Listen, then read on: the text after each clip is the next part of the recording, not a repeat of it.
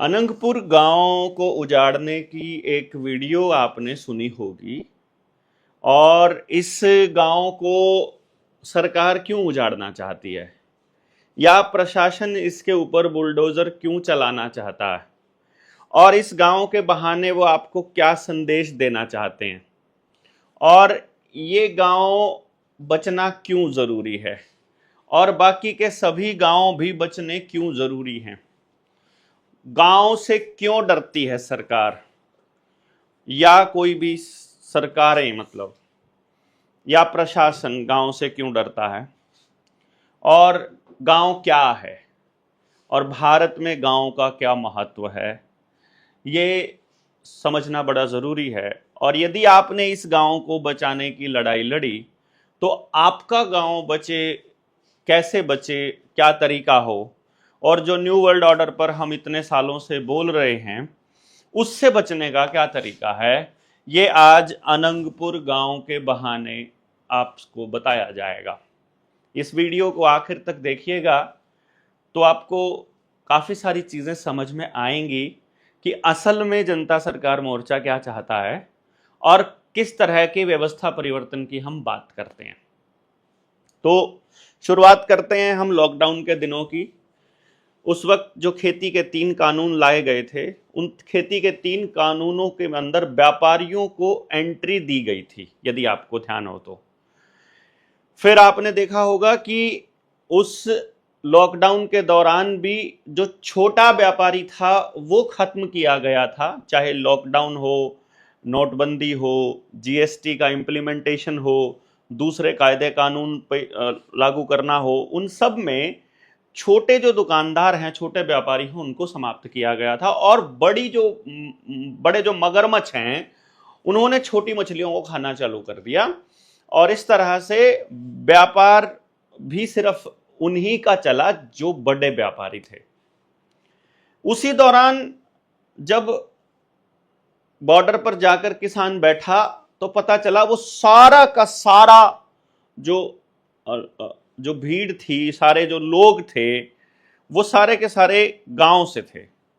शहर के आदमी जो गांव से उठकर गए थे और नया नया गांव उनके बीच अभी था बचा हुआ, वो लोग जाते थे अपने लोगों की सपोर्ट करने के लिए। जिनके अंदर का गांव मर चुका था वो जाते थे देखने के लिए, वाह कितनी बढ़िया मैनेजमेंट कर रहे हैं, देख के आते हैं, वहाँ चिल्ले खा के आते हैं, जलेबी खा कर आते हैं और लंगर चख के आते हैं, वो इसलिए जाते होते थे। तो इस पूरी प्रक्रिया को आपने देखा होगा। फिर डाटा और मसूदपुर, डाटा गांव स्पेशली, जहां से अपने सुभाष चंदू जी हैं, बड़े क्रांतिकारी तरीके से उन्होंने पूरे गांव को इकट्ठा किया, जगाया, उठे, और पूरे गांव की पंचायत ने, नौजवानों ने अपना ये निर्णय लिया कि अब हम तुम्हारे दबाव में ये दुकानें बंद नहीं करेंगे और अब हमारे गांव की मार्केट भी खुलेगी और कोई प्रशासन का आदमी यहाँ एंटर नहीं करेगा। और लॉकडाउन को पूरी तरह से उन्होंने खारिज कर दिया। तो ये गांव की कहानी हम आपको बता रहे थे कि गांव अनंगपुर के बहाने क्या हो रहा था। फिर आपने कुछ वो देखा होगा, नेता लोग आए, कृष्णपाल गुर्जर भी आया, उसने आकर के कहा कि भाई मैं तो क्या नाम, मैं आपके गांव को उजड़ने नहीं दूंगा और गांव को बचाने के लिए हम किसी भी हद तक जाएंगे, काइंड ऑफ इस तरह की बातें आपने सुनी होगी। तो सवाल ये खड़ा होता है कि गांव ही क्यों लड़ पाए इससे, और शहर क्यों नहीं लड़ पा रहे। आज भी यदि हम कहें न्यू वर्ल्ड ऑर्डर पे अगर बातचीत चल रही हो तो आज भी हम ये देखते हैं कि लड़ाई लड़ने का काम जो कर रहा है वो गांव ही कर रहा है, तो शहर नहीं कर रहा। अब शहर क्यों नहीं कर रहा ये देखने वाली बात रहेगी। चलिए अभी हम इसको इरेज करना पड़ेगा। कैसे होएगा ये इरेज? हो गया। चलिए तो गांव डेफिनेशन जो आपको देखनी पड़ेगी सबसे पहले, कि गांव का स्ट्रक्चर यानी उसका ढांचा और देश। आपने शायद अंग्रेजी में अगर आपने देखा हो तो कंट्री को ही गांव कहते हैं और कंट्री को ही देश भी कहते हैं। गांव ही देश है और खास तौर पे भारत तो गांव ही है। अब ये मैं क्यों कहता हूं? भारत देश की अवधारणा ऐसी है कि वहां पर जो व्यापार है वो निषेध है। अब ये भी बड़ी कमाल की लाइन होएगी। व्यापार मतलब जो जीवन जीने के लिए आवश्यक चीजें हैं उनका व्यापार नहीं होगा, ये अवधारणा है भारत की और यही अवधारणा है गांव की। इसीलिए हमने बोला है कि भाई गांव ही भारत है। जो शहर है, जो नगर है, उसकी अवधारणा है व्यापार की। वहां व्यापार करने जाएंगे लोग। अगर आपको ध्यान हो पुराने समय का, यदि भारत आप देखोगे तो गांव में कोई वेश्यावृत्ति नहीं होगी, गांव में कोई सामान किसी का आपस में बेचेगा नहीं, गांव में मतलब एक दूसरे के सहयोग से जिएंगे और किसी चीज की किसी को कमी नहीं होगी। ये गांव का अपना एक स्ट्रक्चर है। देह व्यापार हो, आदमी की मेहनत की मजदूरी का व्यापार हो, आदमी के सामान जो उसने बचा है, जो गांव की जरूरत पूरा होने के बाद जो बचा है, उस जरूरत के बाद जो एक्सेस में है उनके पास, सिर्फ वो जाएगा शहर में, यानी जो ज्यादा है। अब जो अनंगपुर गांव की बात चल रही थी, अनंगपुर गांव में भी मुझे लगता है आपने देखा ही होगा अनंगपुर गांव में कि वहां पर एक ही चीज चल रही थी सबसे ज्यादा कि कमर्शियल जो आपकी एक्टिविटीज हैं, उन कमर्शियल एक्टिविटीज के ऊपर वो लगा था। कमर्शियल एक्टिविटीज जो गलत इलीगल थी उनको तोड़ने के लिए बुलडोजर चलाया गया था। अनंगपुर गांव की जब हम बात कर रहे थे ना, तो वहां ये था। अब ये बात आपको देखनी पड़ेगी कि कमर्शियल एक्टिविटीज पे वो लोग क्यों कर पाते हैं और किसानी के तीनों कानूनों में कमर्शियल एक्टिविटीज को उन्होंने क्यों घुसाया और गांव में व्यापार क्यों लेकर के आ रहे हैं। छोटी दुकानें भी अब जो है, वो गांव की जो दुकान है उस पर आप जाकर के देखोगे तो उस दुकान में केवल और केवल कंपनी का सामान बिक रहा है, वहां कुछ भी गांव के आदमी का सामान नहीं बिक रहा। यानी कंपनी के एजेंट बन गए हैं हमारे गांव के दुकानदार भी, और इसीलिए उन पर छापा पड़ सकता है। अब इसीलिए आपके गांव में पुलिस घुस सकती है। पहले गांव में पुलिस इसलिए नहीं घुस सकती थी क्योंकि गांव में व्यापार नहीं था, क्योंकि गांव का आदमी कभी चोरी नहीं करेगा, गांव का आदमी गांव के अंदर व्यभिचार नहीं करेगा। मतलब कम से कम ओयो के कमरे जिस तरह से खोल रहे हैं गांव में, शहर के नजदीक लगते गांव में, जैसे जींद में हो रहा था, वैसा तो काम बिल्कुल नहीं होगा। और इस बात को आप अच्छे से समझते हैं। तो इन्होंने क्या कहा, इन्होंने एक लाइन डाली कि शहरों की तर्ज पर गांव को डेवलप करेंगे। शहरों की तर्ज पर कैसे डेवलप करेंगे कि जैसे शहर में कंक्रीट है, जैसे शहर में दुकान है, जैसे शहर में मल्टीप्लेक्स है, जैसे शहर में मल्टी स्टोरी बिल्डिंग है, जैसे शहर में ग्रुप हाउसिंग सोसाइटी है, यानी एक टावर बन गई। तो अब गांव के आसपास इन्होंने रेजिडेंशियल एरियाज देखा, आर एरिया देखते हैं ये। उस रेजिडेंशियल एरिया में दीनदयाल उपाध्याय के नाम से एक रेजिडेंशियल कॉम्प्लेक्स बनाएंगे गरीबों के लिए। असल में वो जब गांव उजड़ जाएगा, उजड़ने के बाद उनको फ्लैट यहां दिए जाएंगे। आपका गांव की जो जमीन है, जब आप नहीं पे कर पाओगे, जो आपने गांव में जिन जिन लोगों ने बैंकों से लिमिट बनवा रखी है, उस लिमिट का खेल क्या है कि आपकी जमीन की कीमत किसी की 20 लाख है, किसी की 2 करोड़ भी है। तो 20 लाख से 2 करोड़ की जमीन का जो आपका जो एकड़ है, प्रति एकड़, उसमें लगभग 1 लाख रुपए की लिमिट बनी हुई है और किसी के पास ये 1 लाख रुपया भी देने के लिए अभी नहीं है। तो ये पैसे की एक दिन क्या होगा, जैसे साइबर अटैक आया, साइबर अटैक आने के बाद क्या होगा कि बैंक जो अकाउंट्स हैं वो खाली हो गए, आपके बैंक अकाउंट खाली हो गए। ये इन्होंने अभी जनवरी फरवरी में अमेरिका में करके देखी थी टेस्टिंग। वहां क्या हुआ, इंटरनेट गया और शाम को जब इंटरनेट आया वापस, तो लोगों के जो अकाउंट थे उसमें जो पैसा था वो जीरो था, लेकिन जो लोन ले रखा था वो एज इट इज था, यानी कि वो जैसा था वैसे ही रहा। तो यहां बड़ा पंगा हुआ कि यार इसका मतलब तो ये हो गया कि कभी भी साइबर अटैक होकर के आपका खाता खाली हो सकता है। अब आपके पास पे करने के लिए पैसा है नहीं, और जो एग्रीकल्चर फाइनेंस है, एग्रीकल्चर फाइनेंस जो है ये अडानी को ऑलरेडी सौंपा जा चुका है। ये आप जाकर के चेक कर लीजिए, ये फैक्ट्स आपको मिल जाएंगे कि एग्रीकल्चर फाइनेंस अडानी को दिया जा चुका है। अब पंगा आ गया कि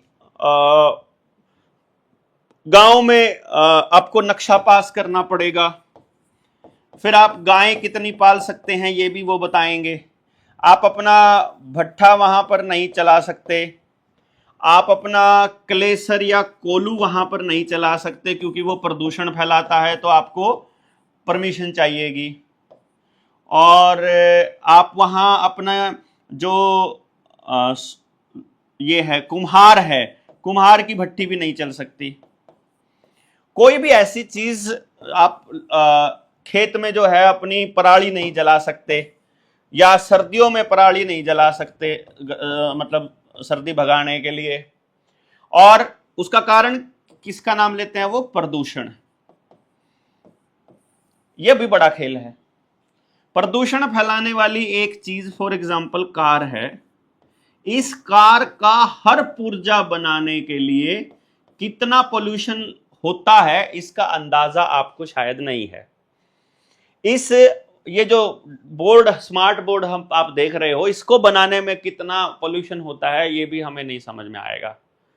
इसके लिए जितनी धातु चाहिए हमें, जितना इसके अंदर गोल्ड भी है, मोबाइल है, जैसे आपने देखा टीवी है, दूसरे सर्किट्स हैं जितने भी, उसमें एल्यूमिनियम की भी जरूरत पड़ेगी, गोल्ड की भी जरूरत पड़ेगी, सिल्वर की भी जरूरत पड़ेगी, तांबे की भी जरूरत पड़ेगी, और काफी सारी धातुओं की जरूरत पड़ेगी। अलग अलग रेजिस्टेंसेस बनते हैं, कैपेसिटर्स बनते हैं एंड ऑल। तो ये पुर्जे बनते हैं। फिर पेट्रोल डीजल के शोधन छोड़िए, पेट्रोल और डीजल को जमीन से निकालने में ही कितना प्रदूषण हो जाता है इसका भी अंदाजा आपको नहीं है। लेकिन ये कार बनाने वाली फैक्ट्रियों पर कोई कार्रवाई नहीं होगी। बड़ी बड़ी फैक्ट्रीज जो पानी का प्रदूषण करती हैं उसकी कोई कार्रवाई नहीं होगी। जो हवा का प्रदूषण बड़े बड़े फैक्ट्रियां कर रही हैं उस पर कोई कार्रवाई नहीं होगी, लेकिन गांव में होगी। यानी वो क्या करते हैं, वो पॉलिसी बनाते हैं, पॉलिसी बना करके वो गांव के लोगों का जीना मुश्किल कर देंगे। यानी आपके गांव में स्कूल नहीं खुलेगा, आपके गांव में हॉस्पिटल नहीं खुलेगा, आपके गांव में कोई सुविधा नहीं मिलेगी, और वो बोलेंगे कि शहर में सुविधा दे देंगे, हम आपको शहर में दे देंगे। वो जो टैक्स का कलेक्शन है वो 60 to 80% जो कलेक्शन है वो गांव से होगा। गांव का आदमी है, वो गांव में रहता है, मतलब वो सुबह जाता है दुकान पे और शाम को वापस आता है, तो वो गांव से हो रहा है। लेकिन जो उसका डेवलपमेंट है, जो उसका डिस्ट्रीब्यूशन है, यानी कि उसका जो डिस्ट्रीब्यूशन हम कहेंगे, टैक्स जो विकास में जो भागीदारी है वो शहर को दी जाएगी लगभग 80%। यानी टैक्स इकट्ठा कर रहे हैं गांव से और दे रहे हैं शहर को। और हम लोग भी, गांव वाले लोग, जैसे मैं हूं, मैं 10वीं क्लास तक पढ़ा अपने गांव में, हमने खाया गांव का, जब तक खाते रहे। फिर जब कमाने की बारी आई तो हम दे रहे हैं अब शहर को, यानी अब मैं चंडीगढ़ को दे रहा हूं। इसी तरह आप सारे लोग मतलब खा रहे हैं गांव का और दे रहे हैं शहर को वापस। गांव को वापस हम लोग कुछ भी नहीं दे रहे हैं। तो इस तरह से गांव एक दिन खोखला हो जाएगा और जो शहर है वो कंक्रीट का जंगल हो जाएगा। हर जगह पक्का है, हर जगह सड़कें हैं, नालियां हैं, गलियां हैं, पेड़ पौधे नहीं हैं, घास दिखाई नहीं दे रही है, और मतलब मिट्टी नहीं है, जिसकी वजह से एक बार तपना शुरू हुआ तो तपता ही रहेगा। और ये उनको पता है, काली सड़क बनेगी तो वो भी तपती रहेगी, और ये उनको पता है सड़क बनाते समय कितना पोल्यूशन होगा, ये भी उनको पता है। लेकिन उनको क्या चाहिए, गांव का आदमी हर रोज शहर में जाता रहे, क्योंकि जब वो गांव से शहर जा रहा है तो उसे जूते भी पहनने पड़ेंगे, उसे कपड़े भी रोज नए खरीदने पड़ेंगे, उसे मोबाइल भी रखना पड़ेगा, मोबाइल मेंटेन करना पड़ेगा, गाड़ी उसके पास होगी, पेट्रोल डीजल का जो खर्चा है। और ये सारी कंपनियां उसी रॉथस्चाइल्ड रॉकफेलर की है जो इस गेम प्लान को चला रहे हैं। और इसकी वजह से आप बीमार भी पड़ोगे, इसकी वजह से आपकी हेल्थ भी खराब होगी, मोबाइल रखने की वजह से, ट्रैवलिंग करने की वजह से, बाइक पे ज्यादा ट्रैवल करने से रीढ़ की हड्डी भी खराब होगी, तो आपका बच्चा भी जब ट्रैवल कर रहा है उससे भी खराब होगी। तो जो हॉस्पिटल्स और फार्मा कंपनियां वो भी उन्हीं की हैं। आपके पास समय नहीं बचेगा तो पैसा खर्च करके आप खरीदोगे कुछ भी पैकेट वाला खाना खाओगे, वो कंपनियां भी उन्हीं की हैं। हिंदुस्तान लीवर जैसी कंपनियां हैं वो, जो है ना, ये भी आप लोगों को मालूम है, ये तो पता ही है। तो अब पंगा ये हो गया कि गांव, अब मैं एक चीज समझ लीजिएगा थोड़ा सा, इसको बिल्कुल कंक्रीट तरीके से समझिएगा। शहर में 40 बच्चों पर एक टीचर अगर वो रख रहे हैं, और गांव में 40 बच्चों पर यदि वो एक टीचर रख रहे हैं, मुझे यह समझ में नहीं आ रहा है कि वह टीचर शहर में क्यों दिया जा रहा है, गांव में क्यों नहीं दिया जा रहा। इसका मतलब है कि योजनाबद्ध तरीके से गांव को वंचित रखा जा रहा है ताकि लोग शहर में जाएं। अब क्योंकि शहर व्यापार का केंद्र है, और अगर व्यापार का केंद्र है तो जितने भी कानून हैं, अब यहां आते हैं कानून। एक होता है लॉ ऑफ द लैंड, और एक होती है लीगलीज। जो ये लीगलीज की जो भाषा है जो आपको दी जा रही है, जो ये कानून है जितना भी, ये समुद्र का कानून है, सी लॉ जिसे हम कहते हैं, समंदर का कानून है। और जो ये रॉथस्चाइल्ड रॉकफेलर जिसकी मैं बात करता हूं, ये सारे के सारे पहले होते थे समुद्री लुटेरे।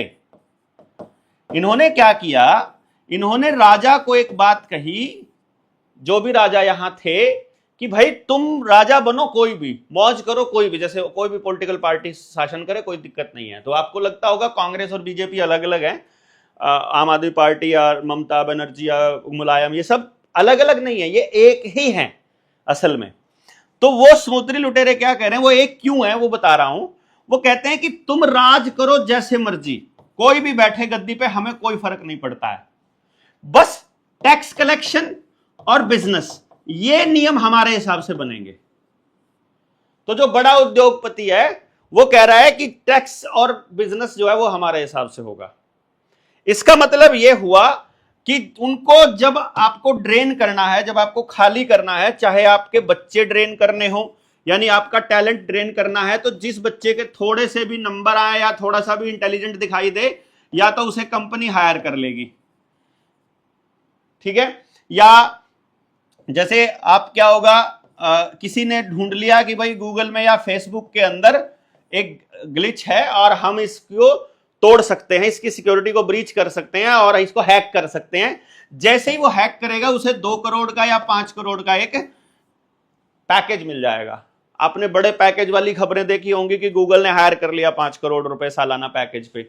वो बच्चे दोबारा कभी नहीं आपको नजर आए होंगे।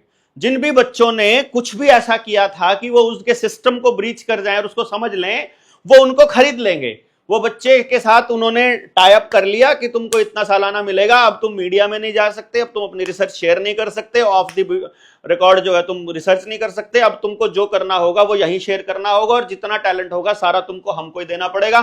तो उसका जो टैलेंट था, जो बीट कर सकता था इन बड़ी कंपनियों को, उसने वो खत्म कर दिया, और हम बड़े खुश हो जाते हैं हमारा बच्चा चला गया वहां। जो बन सकता था बिल गेट्स, रह गया नौकरी करके 10 करोड़ 20 करोड़ का लेवल का। यानी कि जो कर सकता था उस लेवल पर जाकर के उनसे टक्कर ले सकता था, जो अपने गांव को बचाने की लड़ाई लड़ सकता था, जो अपने पूरे गांव के सिस्टम को बदलने की, अपने पूरे देश को बदलने की ताकत रखता था, उसको वो ड्रेन करके बाहर भेज देंगे। या यहां से आपकी जमीनें चाहिए, जिनकी भी जमीन चाहिए। फॉर एग्जाम्पल ये लड़ने वाले जो तबके हैं, वो मेनली जो तबका है वो सिंधु घाटी के आसपास के इलाके का है, जिसमें पंजाब आता है मैक्सिमम। तो पंजाब को तोड़ने के लिए, पंजाब को तोड़ना बहुत जरूरी था। पंजाब को तोड़े बिना वो इस देश को बर्बाद नहीं कर सकते थे, इसीलिए आधे पंजाब को उन्होंने पाकिस्तान में भेज दिया और आधा पंजाब जो है वो दो टुकड़ों में बांट दिया, एक हरियाणा और एक पंजाब। तो पंजाब के 3 टुकड़े हो गए एक तरह से। इसी तरह से जो लड़ाई शुरू हुई नेताजी सुभाष चंद्र बोस के पश्चिमी बंगाल से, बंगाल को भी बांग्लादेश और पश्चिमी बंगाल को इधर उड़ीसा वाला एरिया, मतलब सारा उड़ीसा उसी से निकला हुआ है, आपको पता ही होगा इस बात का। तो ये सारा का सारा पार्ट भी, उसको भी कई हिस्सों में तोड़ दिया, बंगाल को भी। तो बंगाल भी टूट गया और पंजाब भी टूट गया। तो अब टुकड़ों में, अब इन्हीं की आपस में बजवा दो, कभी SYL के नाम पर, कभी भाषा के नाम पर, कभी मुख्यमंत्री अपने आप पानी के नाम पर कर देगा कि हम पानी नहीं देंगे, कभी कोई किसी चीज के नाम पर, कोई किसी, तो ये आपस में लड़ते रहेंगे और जो असली दुश्मन है वो आराम से टैक्स कलेक्ट करता रहेगा और आपको लूटता रहेगा। तो अब आपको फिर समझना दोबारा से कि भाई इससे बचने का क्या तरीका है। यदि आप बीमार नहीं होना चाहते हो, यदि आप सुरक्षित महसूस करना चाहते हो, यदि आप अपने बच्चों को एक बेहतर भविष्य देना चाहते हो, खास तौर पे सुरक्षित भविष्य देना चाहते हो, तो फिर आपको इस गांव की अवधारणा को समझना पड़ेगा और देश की अवधारणा को समझना पड़ेगा। बैठ करके इसके ऊपर बहुत गहन चर्चा करनी पड़ेगी कि ऐसा क्या है कि हम हर बच्चे को या हर हाथ को रोजगार देने वाला सिस्टम नहीं बना सकते। ऐसा क्या है, और वो रोजगार गांव या गांव के 5-10 किलोमीटर के दायरे में ही हो, ऐसा अरेंजमेंट हम क्यों नहीं कर सकते, पहले आपको यह देखना पड़ेगा। और रोजगार भी इस तरह से हो कि किसी भी हाथ को किसी चीज की कमी ना रहे और किसी भी व्यक्ति का, किसी भी जीव जंतु का, किसी भी गांव के व्यक्ति, मतलब किसी भी पेड़ पौधे का शोषण ना हो। क्या हम ये नहीं कर सकते? देखिए, नेता नहीं करेगा, ये आपको पता होना चाहिए। नेता नहीं करेगा, अभिनेता भी नहीं करेगा, मैं भी नहीं करूंगा। क्यों? क्योंकि भाई रिसर्च कौन करेगा? फिर आपको बताएगा कौन, अगर हम इस काम पे लग गए तो। हां, हम इसमें साथ लग के कर सकते हैं। फिर कौन करेगा?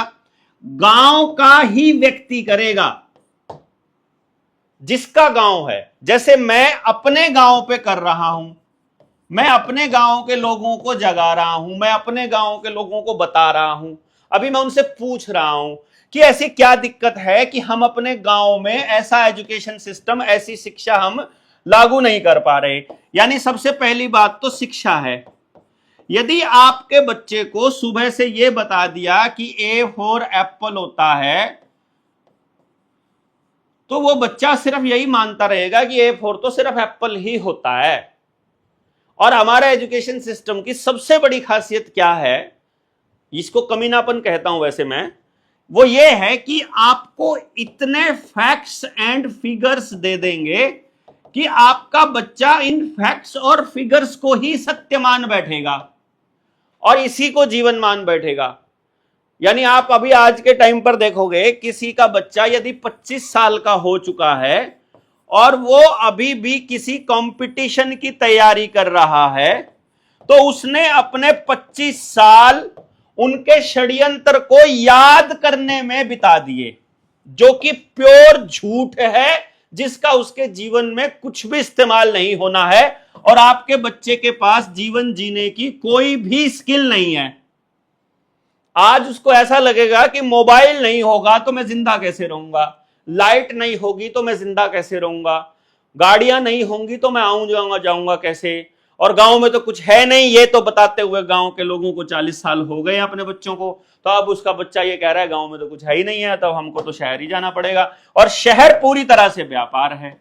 और व्यापार जब करेगा तो व्यापारियों का कानून चलेगा, वहां तो ये कानून चलेंगे।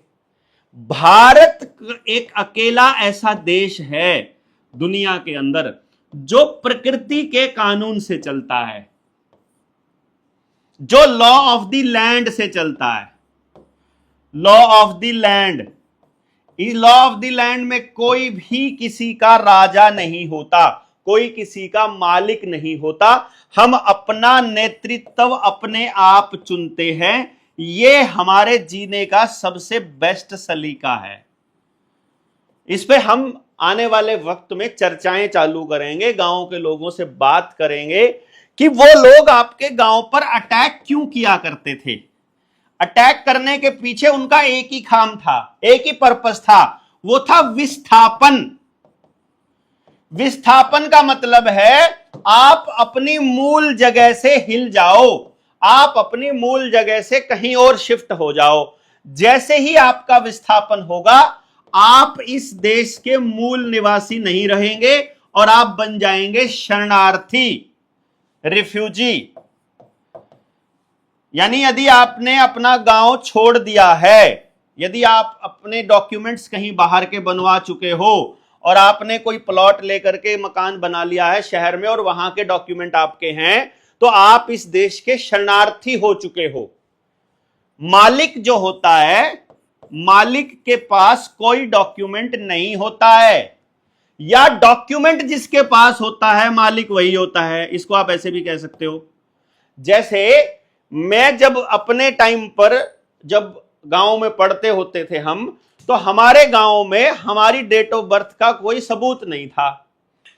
तो मास्टर जी ने पूछा कि बच्चा कब पैदा हुआ, तो मेरे पिता ने जो बोल दिया वही फाइनल लाइन है, क्योंकि उस वक्त तक मेरा पिता ही मेरा मालिक है, जब तक मैं वयस्क नहीं हुआ हूं। तो वो जो कह रहे हैं वही फाइनल है। तो उनकी बात को ही लिख दिया गया कि भैया इसका जन्म तिथि ये है, चाहे असली बाद में पता चला कुछ और था, कोई दिक्कत नहीं, लेकिन वो फाइनल है, वो एक ही रहेगी। फिर ये नहीं होगा अभी कुछ और कह दी बाद में कुछ और कह दी। तो इन्होंने क्या किया, इन्होंने कुछ ऐसे घोटाले पकड़े जिसमें लोग बाग अपने बच्चों की उम्र घटा करके और स्पोर्ट्स में सर्टिफिकेट ले लिया करते थे, और उन स्पोर्ट्स के सर्टिफिकेट से फिर उनको नौकरी दे दिया करते थे। इसका मतलब उन्होंने देखा कि जो ये नौकरी के पीछे जो घोटाला है वो डेट ऑफ बर्थ का घोटाला है। इस पे हम सी लॉ के ऊपर, लॉ ऑफ द सी के ऊपर बताएंगे कि पानी का कानून, जो वाटर के कानून के ऊपर, कि ये कैसे है, ये बाद में बताएंगे, हम अगली वीडियोस में बताएंगे। निडर इंडिया चैनल को आप सब्सक्राइब करते रहिएगा। अब ये डेट ऑफ बर्थ का घोटाला बना दिया, तो अब आपको कहा कि इन घोटालों से बचने के लिए आपको डेट ऑफ बर्थ का सर्टिफिकेट बनवाना अनिवार्य है, वही चलेगा। जबकि डेट ऑफ बर्थ के सर्टिफिकेट अभी भी बनवाए जा सकते हैं, आपको पता ही है। अभी वो पकड़ेंगे कि यार डेट ऑफ बर्थ के सर्टिफिकेट भी 2-2 3-3 बनवा लिए बंदे ने, और नौकरी भी कर ली उम्र घटा करके, तब वो कहेंगे कि आधार एक ऐसी चीज है जिसकी वजह से आपको कोई घोटाला नहीं हो सकता, आधार में घोटाला नहीं हो सकता, वो ऐसा बोल रहे हैं। जबकि आधार के साथ कितने घोटाले हो रहे हैं ये भी आपको पता है। भाई असली मुद्दा क्या है कि आपको डॉक्यूमेंट जहां पर लग जाता है यह समझना जरूरी है कि वो क्या है। मेंट माइंड में गवर्नमेंट, आपके माइंड को कंट्रोल करना, गवर्न करने वाले लोग गवर्नमेंट हैं, आपके दिमाग को कंट्रोल करने वाले। और डॉक किसको बोलते हैं ये पता ही होगा आपको। डॉक ये शायद उसको बोलते हैं, समुद्री जहाज का जो डॉक होता है ना, वही होता है ना। तो ये असल में सारों के अंदर आपको ये मिल जाएगा, समंदर के बहुत सारी चीजें आपको मिलेंगी। बात अलग अलग इशू है, अलग वीडियोज है, ये बाद में बताएंगे। मेन बात ये है कि जिसके पास आपका कागज है, आपका मालिक वो है। यानी आपका ड्राइविंग लाइसेंस किसी और ने अथॉरिटी दी है तो वो मालिक हो गया कि आप चल पाओगे कि नहीं चल पाओगे। और उनको लाइसेंस इसीलिए अनिवार्य है क्योंकि आप उस गाड़ी के ऊपर व्यापारीकरण, उस गाड़ी के ऊपर व्यापार करते हो।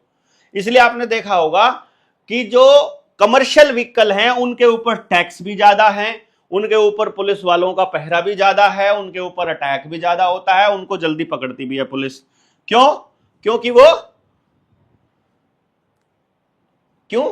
क्योंकि वो व्यापार में है और व्यापारियों के सारे कानून उनके अंडर में आते हैं। गांव, अभी शहर में हेलमेट के बिना नहीं चल पाएंगे आप, खासतौर पे चंडीगढ़ में नहीं चल पाएंगे, लेकिन दूसरे शहरों में चल सकते हैं जहां गांव का माहौल है, वहां कोई हेलमेट के बिना नहीं टोकेगा। लेकिन अब वो धीरे धीरे आपकी नंबर प्लेट को भी लेकर के आ गए, वो आपके डेट ऑफ बर्थ को भी डिजिटल ले आए, वो आपकी ट्रांजैक्शंस को भी डिजिटल ले आए, वो आपके मूवमेंट को भी डिजिटल ले आए। टोल और कैमरास, वो आपको 24 घंटे देख रहे हैं आप कितना ट्रैवल कर रहे हो। और इस तरह से उन्होंने आपके जीवन में जितने भी डॉक्यूमेंट, आपके जितने सर्टिफिकेट्स हैं, आपके जितने रजिस्ट्रेशंस हैं, वो सारे रजिस्ट्रेशंस आप किसी अथॉरिटी से बनवाते हो। और कमाल की बात यह है कि उसके लिए आप जितना भी पैसा देते हो, ये सर्टिफिकेट्स बनवाने के लिए या और चीजों के लिए आप जितना भी पैसा दे रहे हो, उसमें से एक भी पैसा कैसे जाएगा? अगली बनेगी ये, हाँ, जितना भी आप ये काम कर रहे हो उसमें से एक भी पैसा भारत सरकार को नहीं जाता। अब यह भी आपको समझना होगा, भारत सरकार को नहीं जाता है। ये पैसा भारत सरकार की ट्रेजरी में भी नहीं जाता है, मैं आपको बता रहा हूं, ट्रेजरी में भी नहीं जाता है, ये हमारे खजाने में नहीं जा रहा है, ये जा रहा है किसी मंत्रालय के अकाउंट में। और ये सारे के सारे मंत्रालय इंक्लूडिंग केंद्र सरकार, ये प्राइवेट ऑर्गेनाइजेशंस हैं, they are not government entities.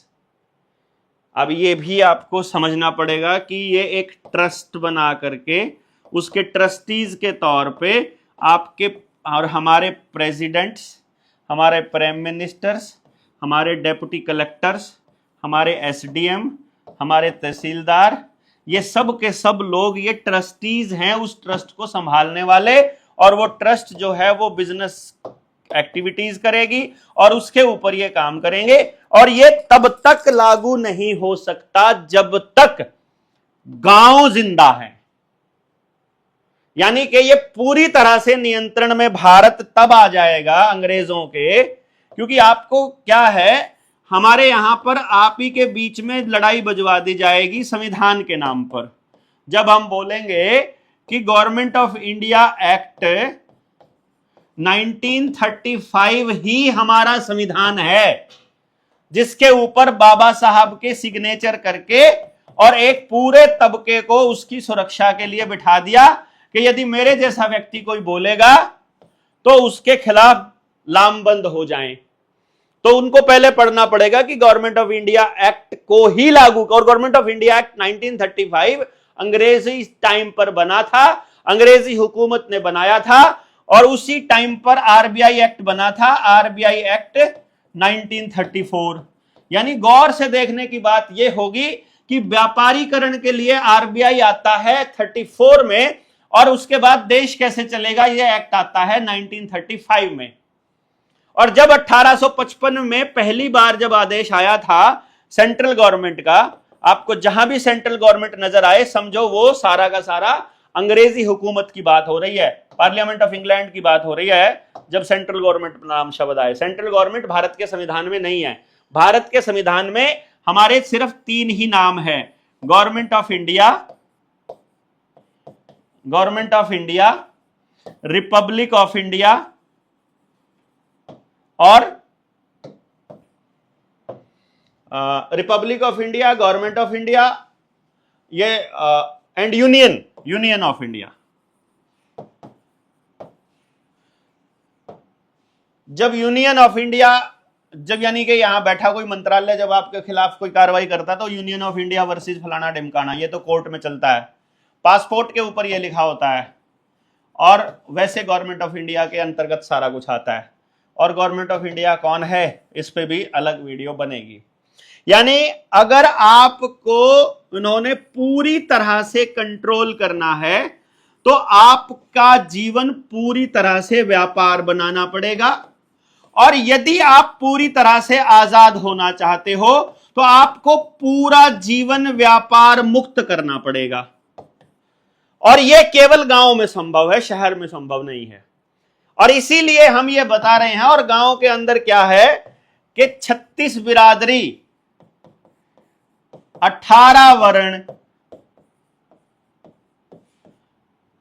4 वर्ण होते हैं, वर्ग है कि वर्ण है, और 72 कलाएं, इस पे भी अलग बन जाएगा, ये अलग वीडियोस, डिस्कशंस, वो सारा चलेगा। ये सारे बिना किसी शोषण के, यानी कि एक दूसरे का शोषण किए बिना शोषण मुक्त समाज बनाने के लिए इनको क्या लगेगा पहले ये देख लो भाई। इसके अलावा आपके पास कोई रास्ता नहीं है। शिक्षा हमने अपने बच्चों को वो देनी है जो बड़ा होने के बाद उनके जीवन में काम आए, उनके परिवार में काम आए, उनका परिवार टूटने से बचे, उनका जीवन डिप्रेशन फ्री हो, बीमारियों से मुक्त हो और उनका जीवन 100% सुरक्षा के साथ रहे। यही व्यवस्थाएं, बाकी की व्यवस्थाएं जितनी है वो सारी व्यवस्था हमने बनानी है। उन व्यवस्थाओं के मूल में केवल एक ही बात रखनी है कि हमारे जीवन में वो चीजें काम आनी चाहिए। यदि हमारे जीवन में काम नहीं आ रही हैं तो वो चीजें, उनके ऊपर फिर हम कह सकते हैं कि ये हमारे काम की नहीं है। और अगर वो गांव के किसी भी व्यक्ति का शोषण कर रही हैं तो भी वो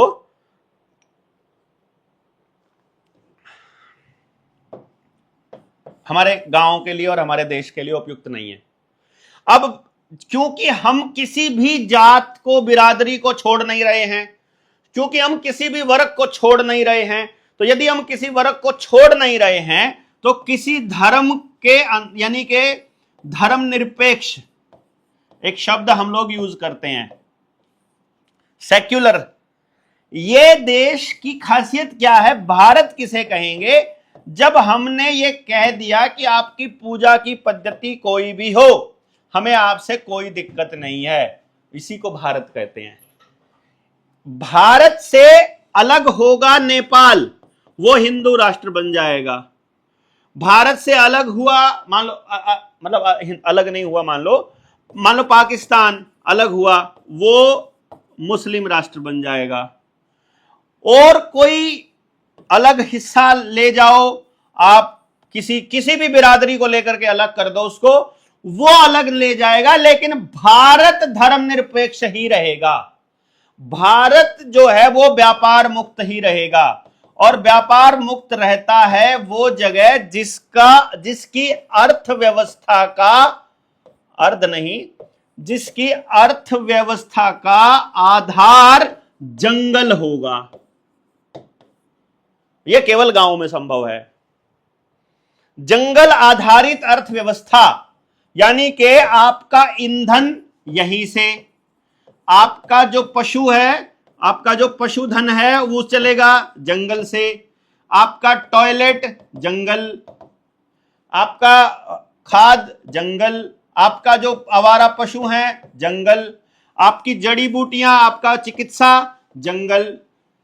ये केवल गांव में संभव है, इसीलिए जंगल काटे जा रहे हैं। विकास का नाम लेकर के आपके जंगल असल में काटे नहीं जा रहे, आपके जंगल हथियाए जा रहे हैं।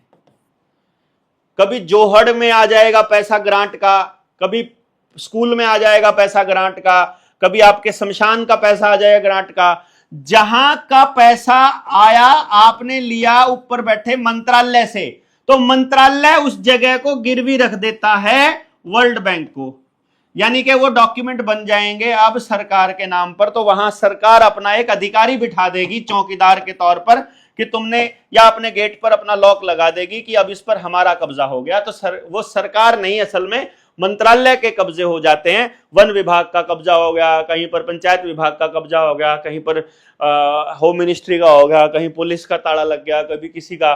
तो वो किसी ना किसी बहाने से आपकी जमीनें हथियाते रहते हैं। असली पर्पज उनको जंगल समाप्त करना है और जंगल आधारित जितनी भी व्यवस्था है उसको खत्म करना है। एक बार जंगल आधारित व्यवस्था समाप्त हो जाए फिर भारत कहने वाला कोई नहीं बचेगा, फिर सब इंडियन कॉन्टिनेंट के गुलाम हो जाएंगे, अंग्रेजों के गुलाम, की जो इंडियन कॉन्टिनेंट में जो लोग रहते हैं वो हमारे गुलाम हैं। इसीलिए जो मैंने आपको बोला था, जो थोड़ी देर पहले मैंने एक पॉइंट रखा था सबके सामने कि भाई कैसे आएगा वो, हाँ ना वो जो सारे ऐसे आए थे कई सारी चीज नहीं आई थी। इसीलिए ये अनंगपुर गांव से बात जो शुरू हुई थी, इसको बचाना जरूरी है, क्योंकि ये शुरुआत है। एक गांव टूटेगा तो बाकी गांव मान लेंगे कि हमको भी तोड़ा जाएगा। अब इनको तोड़ करके इनको अलग जगह बसा देंगे तुमको। ये सबसे पुराना गांव, जहां का बाशिंदा मालिक है यहां का, वो गांव अगर तोड़ दिया, मतलब 11वीं सदी के आसपास का बसा हुआ गांव है, गुजरों का गांव है।